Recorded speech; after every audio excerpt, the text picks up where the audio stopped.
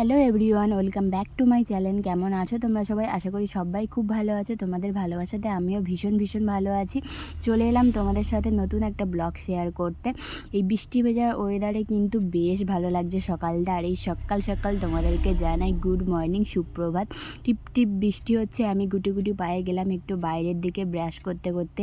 এখানে দেখো চারিদিকে শুধু ভিজে আর ভিজে, যেহেতু সারা রাত টিপ টিপ বৃষ্টি হয়েছে, সকাল থেকে অনবরত বৃষ্টি হয়েই যাচ্ছে।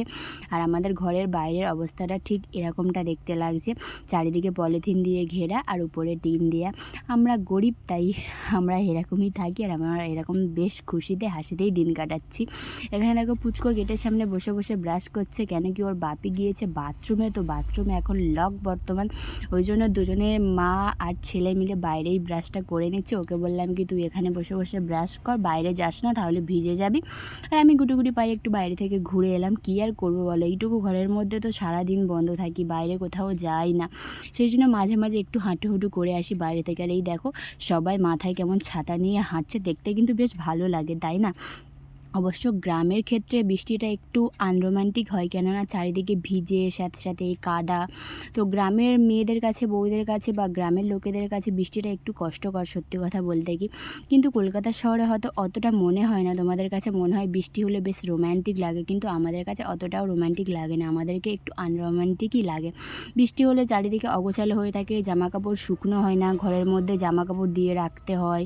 আর এই ছোট্ট মতো ঘরে সত্যি কথা বলতে কি জামাকাপড় শুকনো করতে ভীষণ প্রবলেম হয়, যেহেতু মেলবার অত জায়গাটা হয় না আমাদের, কোনো রকমভাবে এদিক ওদিকভাবে জামাকাপড় মিলতে হয় আমাদের, তো ভীষণ প্রবলেম হয়। পুচকুকে এখানে মুখটা ধুইয়ে দিলাম, দিয়ে দেন ওকে এবার এক গ্লাস জল দেবো। সকালবেলা উঠে ঘুম থেকে উঠে ব্রাশ করিয়ে এক গ্লাস জল খেয়ে একটু পড়তে বসবে, তারপরে দেন খাবে ছাতু। আর যেদিন স্কুলে যায়, স্কুলে যাওয়ার আগে সকালে ছাতু খাই, তার আগে অল্প অল্প সামথিং অল্প ভাত খাইয়ে দিই, যেহেতু একটার সময় ওদের টিফিন দেয়। ও এখান থেকে চলে যায় প্রায় 10টা সাড়ে 10টা, তো অনেকটা লং টাইম মাঝখানে ও না খেয়ে থাকে। সেই জন্য পেটটা একটু ভারী থাকলে ওর অত খিদেটা মনে হবে না। একটার সময় টিফিন দিলে হালকা কিছু টিফিন করে দিই, কখনো ম্যাগি, কখনো পাস্তা, সব রকম মিলিয়ে মিশিয়ে দিই। তো সত্যি কথা বলতে কি অন্য ছেলেরা টিফিন ফিরিয়ে নিয়ে আসে, কিন্তু ও এমনটা কোনো দিন করে না, টিফিন বক্স খালি করেই বাড়িতে আনে, আমার লক্ষ্মী ছেলে। ওর তো জল খাওয়া হয়ে গেল, এবার আমার রুটিনটা দেখো। হালকা গরম জল করে নিলাম, এর মধ্যে একটু লেবু দিয়ে দিচ্ছি। এটা রোজ সকালে খালি পেটে আমি খাই, এটা আমার প্রতিদিনের রুটিন। খালি পেটে এই জলটা খেলে কিন্তু শরীরের পক্ষে ভীষণ উপকার, কোনো রকম অ্যাসিডিটি হয় না, প্লাস পেটে ফ্যাটটাও জমে না, যেটা সত্যি কথা। আমি যার জন্য এটা বেসিক্যালি বিশেষ করে আমি এই জন্যেই খাই। গরম জলের মধ্যে একটু লেবু দিয়ে একটু হানি দিয়ে দিলাম, অল্প সামথিং পরিমাণে, যতটা জল থাকবে সেই পরিমাণেই তোমরা মধুটা মেশাতে পারো।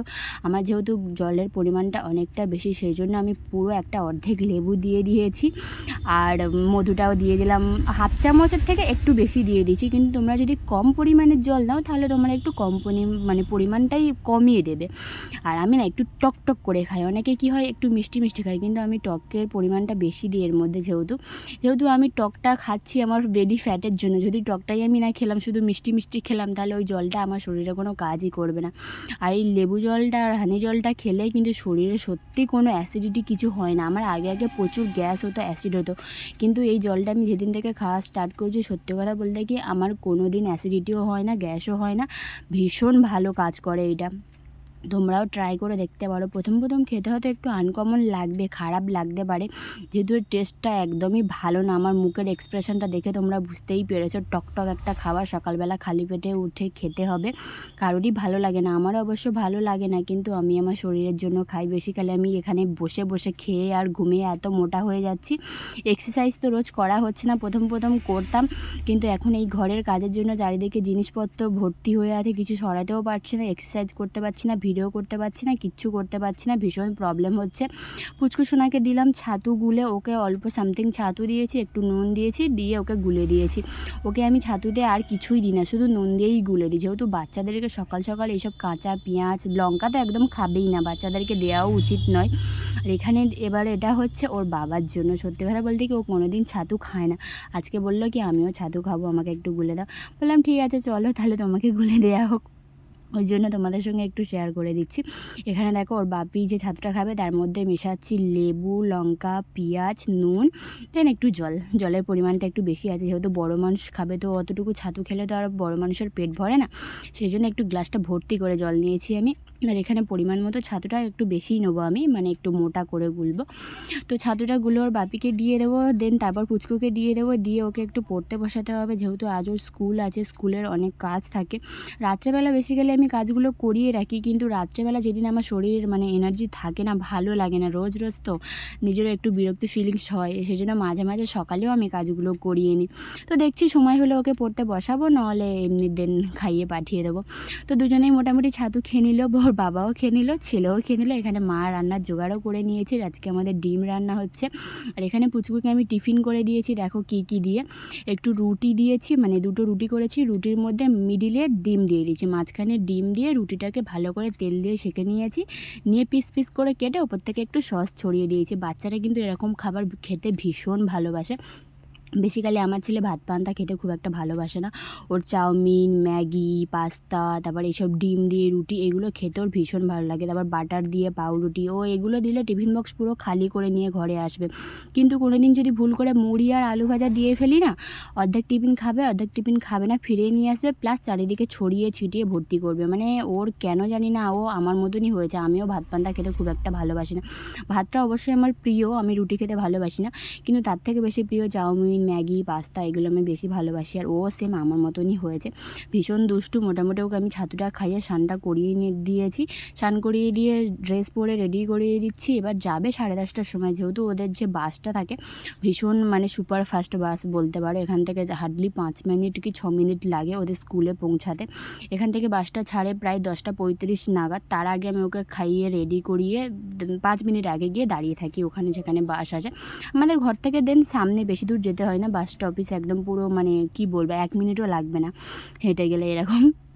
তো অনেক বাচ্চা একসঙ্গে ওয়েট করে, একসঙ্গে আমরা দাঁড়িয়ে থাকি, তারপর স্কুল গাড়ি আসলে তুলে দিলাম, দেন আমার ছুটি, আমার আর কোনো কাজ নেই। মোটামুটি মা তো রান্না বান্না করেই নিয়েছে সকালবেলা।